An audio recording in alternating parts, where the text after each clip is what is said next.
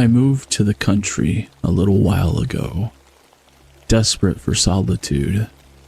The divorce had gutted me, left me hollow, and all I wanted was silence. True silence. No ex, no neighbors, no uninvited voices. Just me and the trees. I found a house deep in the woods, far from the nearest town, secluded in a way that felt almost sacred. It was perfect, remote, empty, safe. The house was nicer than anywhere I'd ever lived. More importantly, it wasn't haunted by the memories of her. The forest stretched endlessly in all directions, a thick wall of pine and oak that swallowed the land whole. Somewhere to the south, past the tree line, the woods became government property, a nature preserve apparently, but I'd never seen another soul out there. It was just me and Seamus. Seamus, my dog, was my only companion. My ex had hated him. His energy, his digging, his messiness, but out here, he could dig to his heart's content.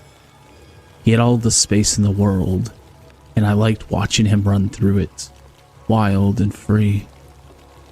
One evening, as we wandered the woods together, he suddenly froze.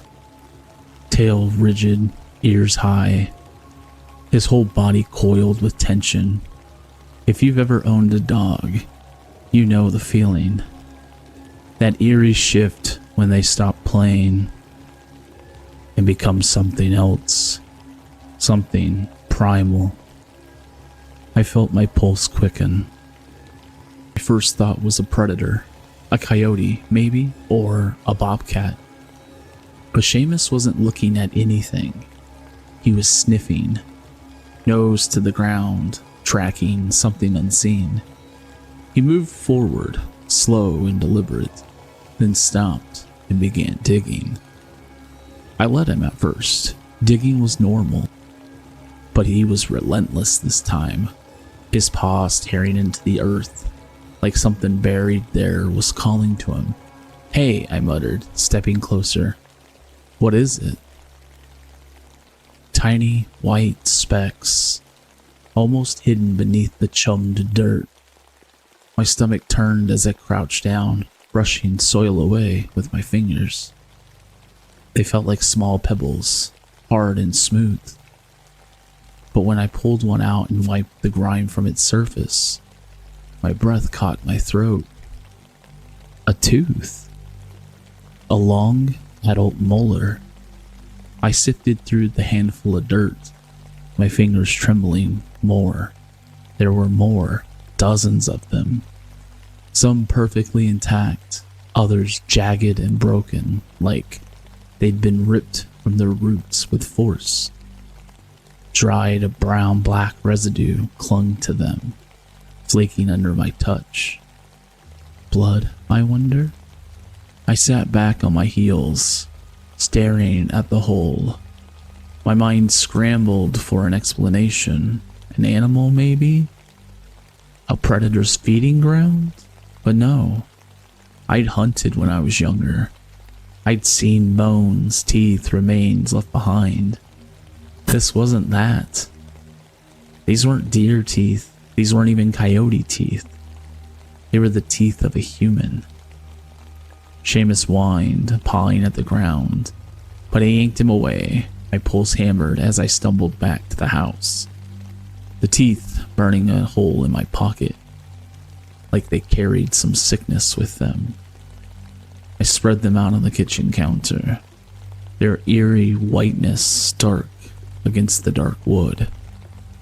I spent hours searching online, comparing them to images of animal teeth, but nothing matched.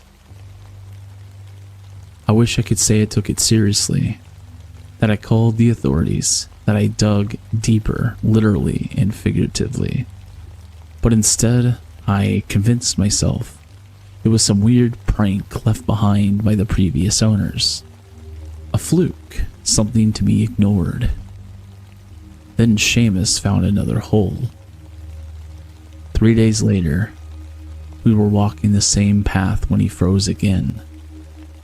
I felt the cold grip of dread settle over me before I even saw it. Another hole. Another pile of teeth. Seamus whined this time, his body tense, his tail tucked low. He didn't want to be near them, and neither did I. I leashed him after that, keeping him close, but he found another and another. How many were there? How many bodies had these teeth belonged to? I don't know what scares me more. The fact that they're out there, buried in the earth like some grotesque harvest, or the fact that I might never know who put them there. I haven't found bones, haven't seen any signs of graves or remains, just teeth. Only teeth. I tell myself it's nothing, that I'm safe, that I'm alone out here. But at night, when the wind moves through the trees, I swear I can hear something else moving with it. Listening. Waiting. Thanks for watching. If you enjoyed this video, a like would mean a lot and really help the channel grow. To make sure you never miss an upload, be sure to subscribe. I'd love to hear your thoughts, so drop a comment down below and let me know what you think.